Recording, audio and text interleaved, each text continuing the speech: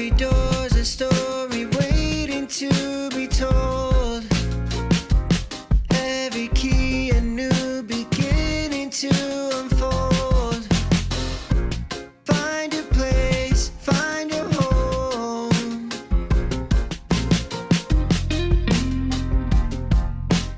Thoughts for rent, let's go. Hi, everyone. Welcome back to Thoughts for Rent, Realtors Keeping It Real. As always, I am Ireland, and today we are doing a Welcome to the Family episode. So, everyone, please welcome to the McKenna family, Melia. Hi. Melia is our head of repairs department here at McKenna Property Management, and you've been with us for about 2 years now. Almost 2 years, yeah. When is it? June is your anniversary? Actually, September.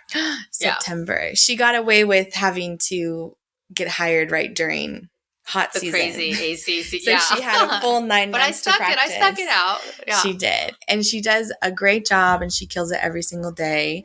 But we're just going to ask Melia a couple questions, dig into her brain a little bit. So first questions first, what brought you to property management? Like what brought you to repairs and any previous experience or No. Well, I was in HOA, so I was a little bit familiar with that, with kind of repairs. I did a little bit there, a lot of HOA violations, working with clients. And then the opportunity came up to work with McKenna. I did kind of want to venture over to property management, kind of be a little more hands-on. I really didn't know what I was getting into. I was just excited to come work here. So pretty much every day when I first started was kind of, new to me and kind of learning my responsibilities. But I love it. I mean, I like property management much more than HOA. Nice. Yeah. There's always a funny moment that Melia and I talk about because I actually interviewed her with Jenni for the position. And I was like, on a scale of like 1 to 10, where would you place your technology skills, like Word and email and whatever? And I think you said 7. I said a 7, yeah. And then like 2 months later, she was like, I'm so sorry, I said a 7. I was like, no, if that's where you think you are, then that's totally fine. I just wanted the job. and it apparently worked. She was like, I'll say whatever I need to say to get the job. I think they knew that wasn't true. But I think I'm still not a 7. No, okay. I totally think the fact that you've taken on so many new softwares like Appfolio and like Meld and even have grown with your Outlook and your emails. No, I definitely think there's been growth, but she does give herself a hard time. She's her worst critic, honestly. But when you were doing HOAs, she was actually doing HOAs here in Las Vegas and like the Southern Nevada area. And we actually still work with her old company. So sometimes if we really need favors, we'll go to Melia and we'll say, hey, that's Melia. Why. Yeah. We'll say, can you please reach out to this person that you used to work with and see what you can do? And she always does it for us. She's very good at of course, asking for favors. Yeah. When you first got hired on, what do you think was the scariest thing? But then also like, what were you most excited for? Probably the computer. Yeah. Because now I was like, oh my gosh, they think I'm a 7. And I think just kind of learning new programs and stuff. But I mean, I had a great teacher. So she was really patient with me. And I think the way that she trained me really helped me understand it. And I don't think the training had to go too long. I think I picked it up fairly fast. I love all the aspects of it, but the computer is, it was just new programs. Yeah. It's not like I didn't know how to turn on the computer. It was just all these different programs that was different from when I was working with HOA. And I thought that property management was similar to HOA. So I was like, oh, this is great. I have this in the bag. But it's completely different. So absolutely. Yeah. I always think there's always a really beautiful moment where when you're first taking calls or like first taking emails that you're introducing yourself and you're getting to know people. And then there's like that day where somebody calls in and says, I need to speak to Melia. And it's almost like you've become established. They know your name now. They know that you're in charge of repairs. Yeah. So now everyone calls in and says, I want to talk to Melia. And she always is the first person to help a resident out or help a vendor out, which is really nice. I feel like out of all the people who have been in repairs, or even everybody who's been at McKenna, I think people learned your name like the quickest and were asking for you the quickest, which I think is just it's a good indication that you were a 7 the whole time. I prefer to talk than use the computer, so they know She'd just rather to call me. call. Just kidding. When you started working and started doing repairs, what was the thing that you feel like you learned the most knowledge about, or that was there a specific category? I thought so, but it's that thing that I would say to you was like every day I thought that I got it, a new work order comes in and it's a whole different scenario. And so then you're having to learn something new. So it was just, I don't think that everything seems to just change day to day. So once you think you get it and you have it in the bag and you're knowledgeable about it, then it comes up again. So, which I like though, because you're just constantly learning. I think the AC is the one thing that we had discussed before, of the condenser and the compressor and the difference, and kind of learning that. Because ACs are probably the craziest repair that we have in the most often. Yeah. And so being super knowledgeable about that is really important. But it can get a little scary. For sure. Especially because I feel like I've even done this before, where I've been like, hey, here's this scenario. And then the answer is do this. So A plus B equals C. And then the very next day you get the same scenario, but it's with a specific owner who likes it a specific way, or it's with a specific resident who has certain expectations, or so that same answer that you got literally yesterday is like no longer the answer for this one today. So I totally get that. And I think it's always changing and always evolving. Yeah. There's a lot behind the scenes that goes on, than just approve. What do you think is, now that you've been here 2 years and now that you've been with us, what would you say is your favorite thing about the office, or about, like, not the job itself, but actually like McKenna? The teamwork, 100%. Yeah. I've been working forever, and this is the company that has the best teamwork. Like, I couldn't have done this job or continue to do this job without the teamwork. Everyone's just great. Everyone will, if they don't know the answer, they'll help you find the answer. And that helps me do my job. So that's my favorite thing. Awesome. Yeah. That's really fun. I do think that it's nice because there's multiple people that you can go to for a question. So if I'm busy, or if somebody else is busy, you can go to Amanda, you can go to Alonda, you can go to Jenny. And that's nice, because I feel like in certain situations, it's that one person is the only person who can get you that answer, where here it's like you can kind of rely on about 4 or 5 people for that. And you're becoming one of those people too. People are going to you now. I did see that recently. I think also, like, when I was new coming into it, I wanted to make sure that I had the answer 100%. So I wanted to, like, I'd get the vendor's answer, but I would go and check with like 2 or 3 other people just to confirm, because I wanted to make sure I got the job, know that I did it right, because it was super new to me starting off. But without the team, I don't think I would still be here. Nice. Yeah. Good. Well, something that I really love, that I feel like I always keep up to date on, is that you yourself are kind of a DIY expert. Yes. So you're constantly doing little projects and doing this and that. And I think that is also a quality that makes it to where you know more, because you're kind of doing it to your own property. And so if you ever want to know, she has repainted her cabinets. She's like redone her patio. You just did a fireplace fix recently.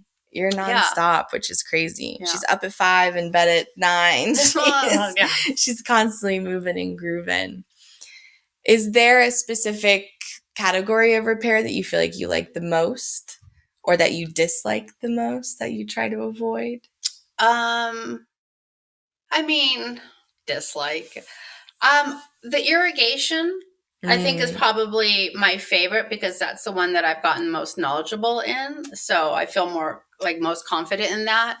But any like plumbing, when it's like, the sewer line is clogged, and sometimes the pictures that are sent aren't something that you really want to see first thing in the morning. So probably those are my least favorite. Yeah, absolutely.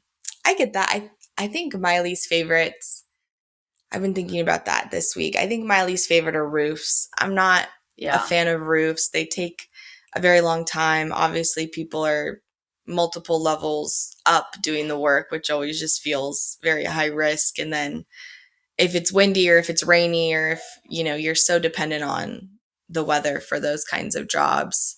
And then you're also so dependent on the weather for the damage. Like people will literally call in and be like, 8 shingles flew off yesterday just because of the wind. And it's like, oh my gosh, the fact that our roofs can't survive a little wind. So that's probably my least favorite. I think I don't know. Yeah, what's your favorite? We don't necessarily do a ton of them all the time, but I always find pest ones to kind of be very interesting. They're very hands-on, but I'm always fascinated on like how bees get into walls or how pigeons nest or how, even like if it is a true infestation, like why the bugs decided this property. I think anything that involves like a living thing deciding that this is also going to be their house. Like they're like, that's an interesting way of looking at it. Yeah. They're like, I'm also now, I'm also on the lease. I'm a resident of McKenna. Yeah, and I'm not leaving. You're going to have to kill me to get me out of here. Literally. I think those are just very interesting because I'm like, you never know what ants are thinking or what bugs I totally are thinking. agree with you on that. Because I actually learned, because we've been having a lot of bees that have been staying like in the corner of houses or random places, but they're only there for like a day or two and learning that they're looking for a home for the queen bee. I mean, it's just information you never thought that you would know, but then you find out and it's kind of cool. So I kind of agree with you on that. That one has been a lot recently and I've learned quite a bit. And so, there's like a bee real estate agent that's like taking them to different showings. Yeah, right. There you go.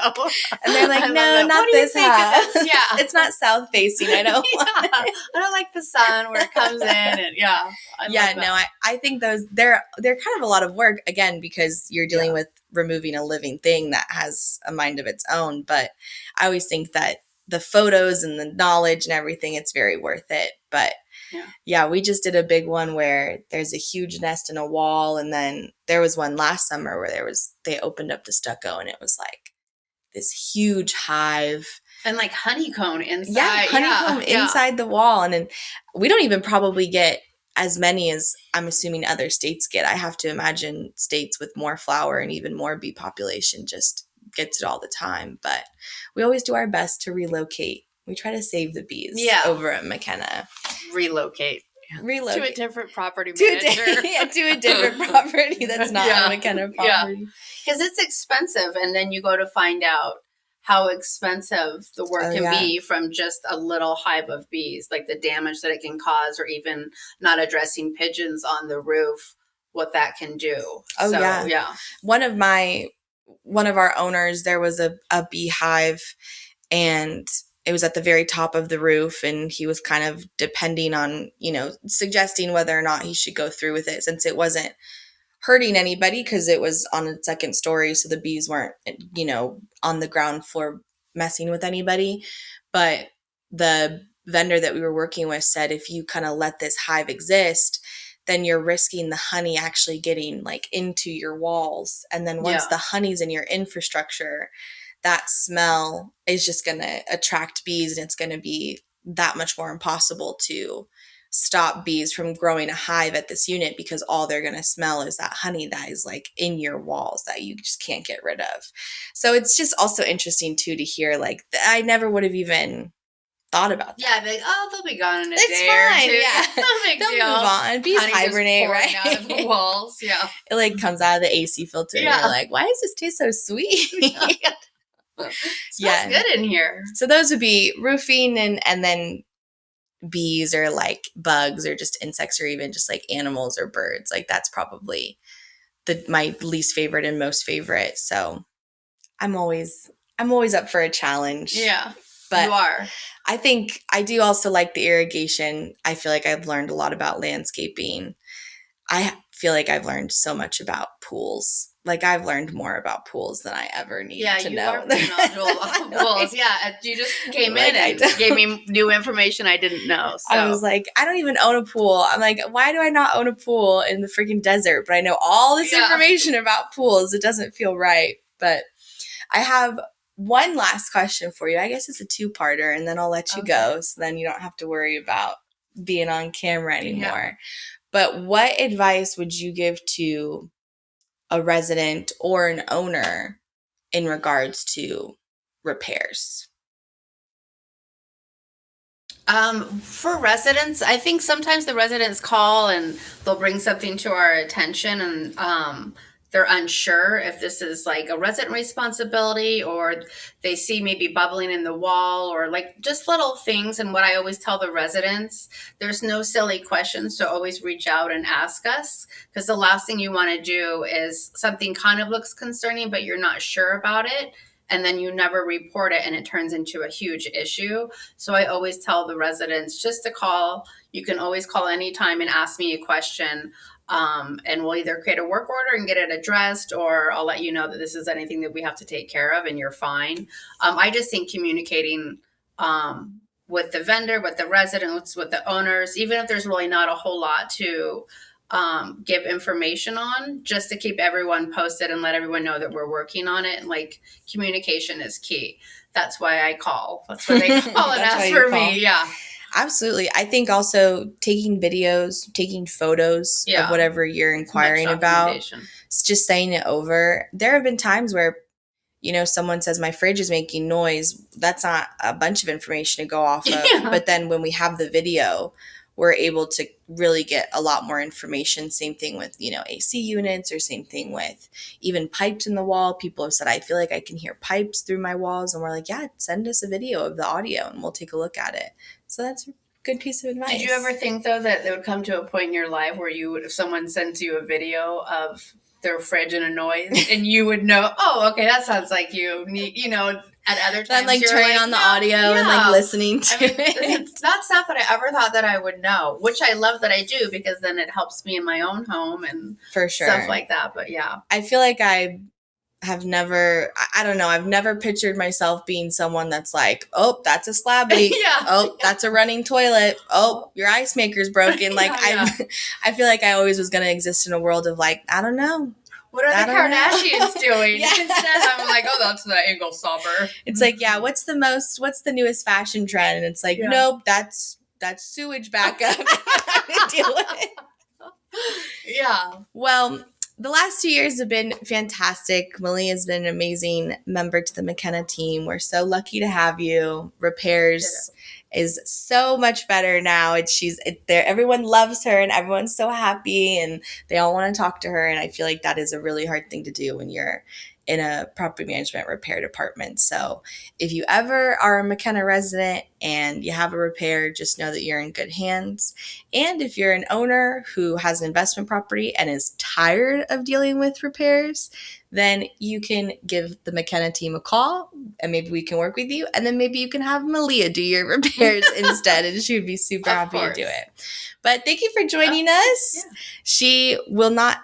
She doesn't want to embarrass me, but I've actually already had her film this whole episode once and there was no audio. And so I've made her film it again a second time. So she is a very big team player over here and we don't know what we would do without her. So thanks for tuning in. And if you guys like these little welcome to the team segments and like hearing from other McKenna people, feel free to let us know and always like and subscribe for the next episode. Bye guys. Thank you. Oh, there you go. Sound good? Okay, good. I'll pass over to Ireland. Here you go, Kim. Thanks, Pops.